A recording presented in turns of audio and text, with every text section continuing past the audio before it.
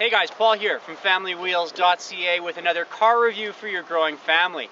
And today, a review I'm really excited about. It's the new 2016 Toyota Tacoma. This truck hadn't seen a redesign since 2005. It was definitely long in the tooth, overdue for a redesign, and here it is. A lot of people excited about this truck, and a bit of a confession actually. While my friends growing up had pictures of Lamborghinis on their walls in their bedrooms, I had a poster of a Tacoma. I think they're fantastic.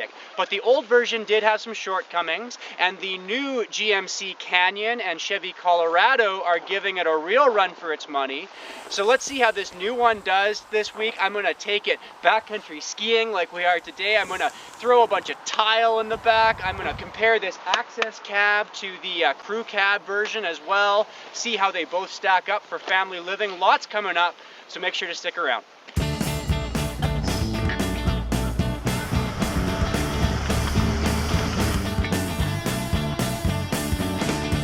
I always see the side of his bag.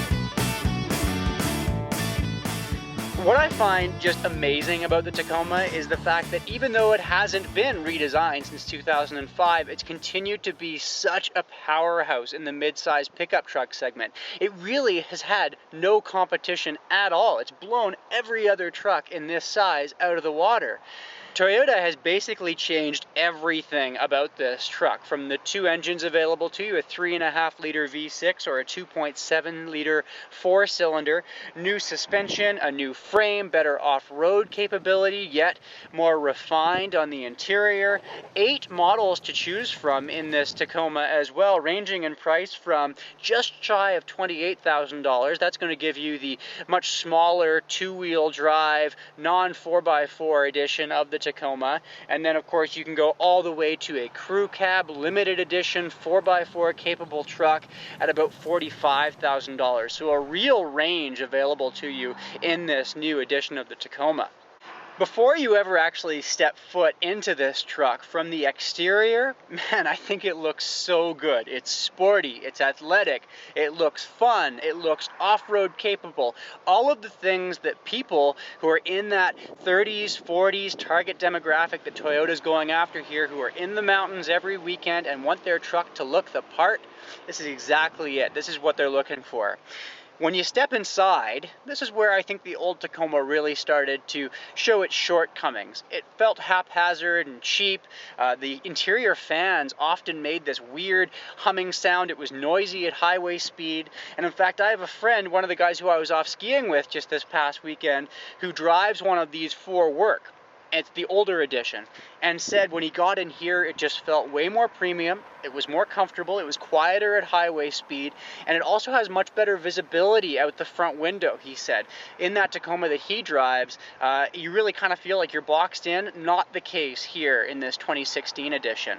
I drove this 5 hours in one shot out to the mountains this past weekend for that ski trip, and it was smooth and comfortable and a total non-issue, whereas I might have gotten a little bit tired in the old Tacoma by the time I'd arrived at my destination. Fuel economy, even though this V6 is now an Atkinson cycle V6, which basically means that it'll give you the power when you need it, but kind of back off and be more fuel efficient when you don't, it's still not that great in terms of fuel economy. I'm seeing about 13.5, 14 liters per 100 kilometers as my average in this past week of driving. And that's when I was even trying really hard to hit that mark that Toyota says you can get to, which is 10.5 to 13 liters per 100 kilometers. Man, I was hypermiling this thing, trying my best to get down to 10.5, and I just couldn't do it. Now, if you are an off-roader, lots of great new off-roading features available to you in the Tacoma as well, not the least of which is this new crawl control feature. It's an option, but what it allows you to do is set a speed that you want to travel at from 1 to 5 kilometers an hour, and you basically just steer the truck and it will do all of the heavy lifting for you. Driving across boulders, through mud, over sand, whatever, the truck will just slowly crawl its way through that environment, and all you're doing is steering and going along for the ride. That's a pretty cool function. I haven't had an opportunity to really test it out, but some really, really slick new technologies in here for the off-roader as well. I like the layout of the console as well, the dashboard. It's still truck-esque, it still feels utilitarian, the knobs are chunky and big, but it's still kind of car refined. Although I want to flag you on a couple of ghosts in this system that are a little bit weird. First up is the fact that I've got an Android. I've got a Samsung phone. So I've connected this phone to this Tacoma, and you can see it's connected here via Bluetooth, which means that I can play music through the infotainment system without having to have wires into the infotainment system. It can be done wirelessly. However, you can see here I've got the volume cranked, a song is playing, but I'm not hearing anything. In other instances, sometimes I will hear the music playing, but the song says that it's 85 minutes long, and it cuts in and out. It's playing a different song than the one that's showing up on the screen, so some really weird things going on there. And then on the phone function, sometimes when I'm talking with people on hands-free, all of a sudden I get kicked out, and it winds up putting me back onto the handset. Certainly still some bugs to work out. There still are some hard plastics in places around the center console here and the door panels, but in terms of general driver comfort, it's excellent. Here in this cloth seat edition of the Tacoma that I have, the seats are firm and supportive, but there are some things that seem weird to me about these seats. First up, you can't adjust the height of the seat. So I am sitting rather high up here right now. I'm a tall guy. In a perfect world, I'd like to lower the seat down a little bit and make me kind of a little bit lower down so that I'm not, just right at the edge of the windshield here. And there also isn't a lot of adjustability in the steering wheel. I'd rather have it telescope toward me just a little bit more, but I really don't have much play in this steering wheel at all.